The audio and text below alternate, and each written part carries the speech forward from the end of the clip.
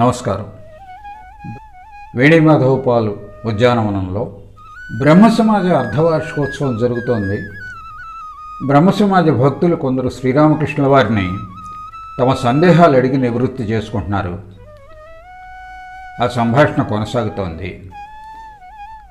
అందులో ఒక బ్రహ్మసమాజ భక్తుడు ఇలా అడిగాడు, మహాశయ, గురువు లేకుండా జ్ఞానం కలగదంటారా అని శ్రీరామకృష్ణుల వారిని అడిగాడు.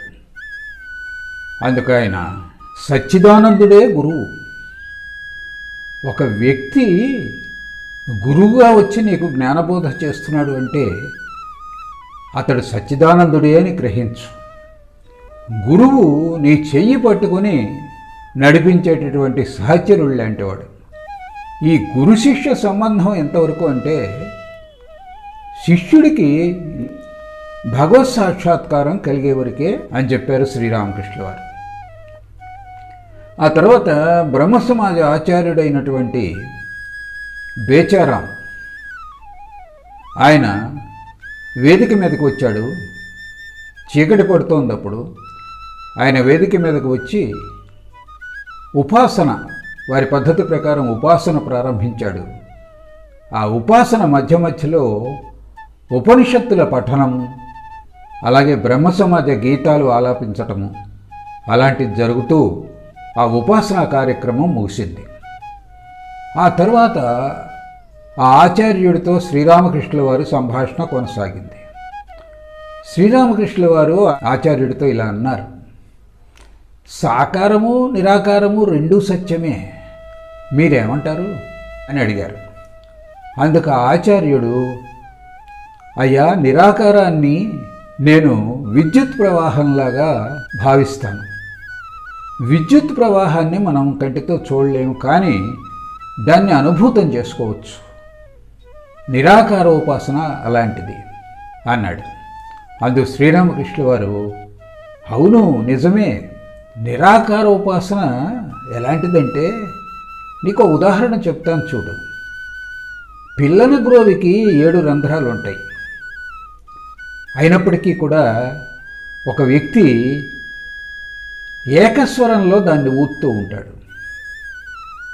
అదే మరొకడు అదే పిల్లన గ్రోవి మీద రకరకాల రాగాలు పలికిస్తూ ఉంటాడు.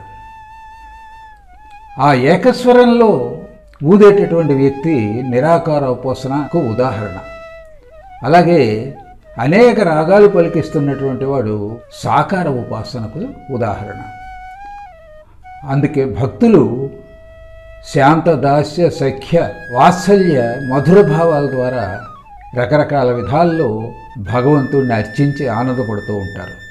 సాకారోపాసకుల విధానం ఇది. బ్రహ్మాన్ని నోటితో మనం చెప్పలేము. బ్రహ్మం విషయం చెప్పవలసి వస్తే మౌనం పాటించడం తప్ప వేరే మార్గం లేదు. పక్షి ఆకాశంలో చాలా ఎత్తుగా ఎగురుతూ ఉండవచ్చు. అది ఎంత ఎత్తులో ఎగురుతున్నప్పటికీ కూడా పైన ఇంకా సమున్నతమైనటువంటి స్థానం ఉండనే ఉంటుంది. అందుకు బేచరాం, అవునండి, వేదాంతంలో అలాగే చెప్పబడి ఉంది అన్నాడు.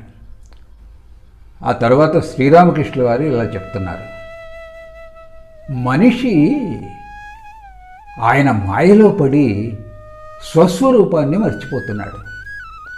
తాను భగవంతుడి యొక్క అనంత ఐశ్వర్యానికి వారసుణ్ణి అనేటటువంటి సంగతిని మర్చిపోతున్నాడు. త్రిగుణాలే అందుకు కారణం.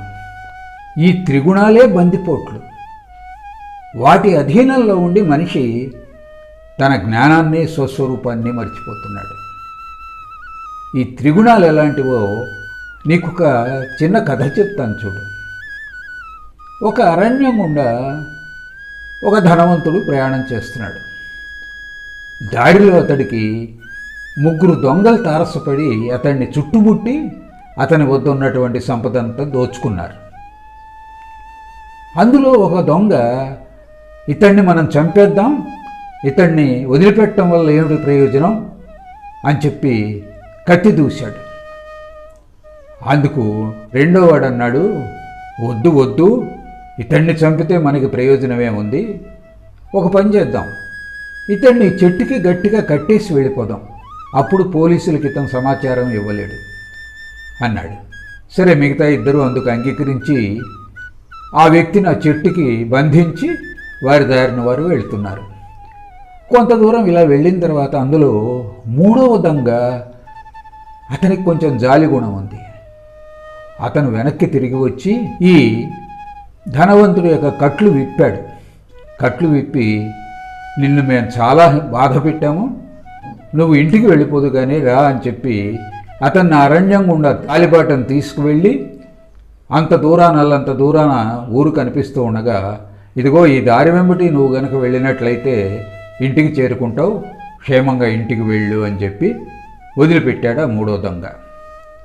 అప్పుడు ఆ ధనవంతుడు అన్నాడు, అయ్యా, మీరు నాకెంతో మేలు చేశారు, మీరు కూడా మా ఇంటికి వస్తే మా వాళ్ళందరూ కూడా సంతోషిస్తారు, అంచేత మీరు వచ్చి మా ఆతిథ్యం స్వీకరించండి, ఇంటికి రండి అన్నాడు. అంటే ఆ దొంగ అన్నాడు, అబ్బెబ్బే, నేను గనక ఊళ్ళోకి వస్తే పోలీసులు పట్టుకుంటారు, నేను రావడం కుదరదు, కానీ నీ దారిని నువ్వు వెళ్ళు అని చెప్పి ఆ ధనవంతుడిని పంపించి తన దారిన తాను ఆ దొంగ తిరిగి వెళ్ళాడు. ఇందులో మొట్టమొదటి ఇతన్ని బతకనిస్తే ఏమిటి ఉపయోగం, చంపుదామన్నటువంటి వాడే తమో గుణానికి ఉదాహరణ. ఆ తమో గుణం ఎంతసేపు వినాశనాన్ని కోరుతుంది. ఇక రెండవ వాడు, బంధించినటువంటి రెండవ దొంగ రజోగుణానికి ప్రతీక.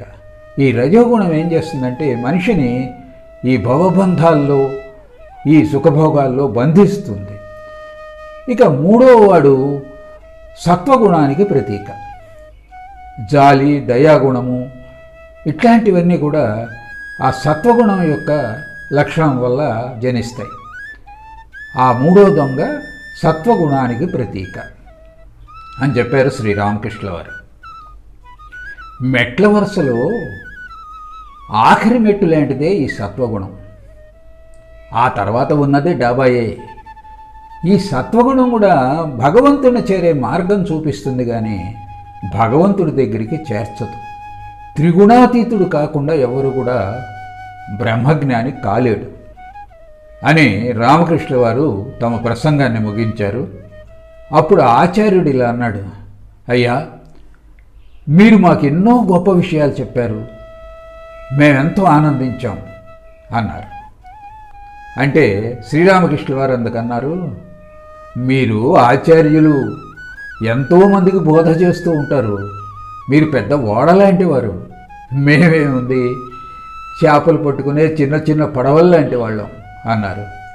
వెంటనే అక్కడ ఉన్నటువంటి భక్తులందరిలో కూడా నవ్వులు వెల్లివిరిశాయి. ఆ సమావేశం ఆనందోత్సాహాల్లో అలా ముగిసింది. అందరూ కూడా ఎవరి ఆ ప్రదేశాలకు వాళ్ళు వెళ్ళిపోయారు.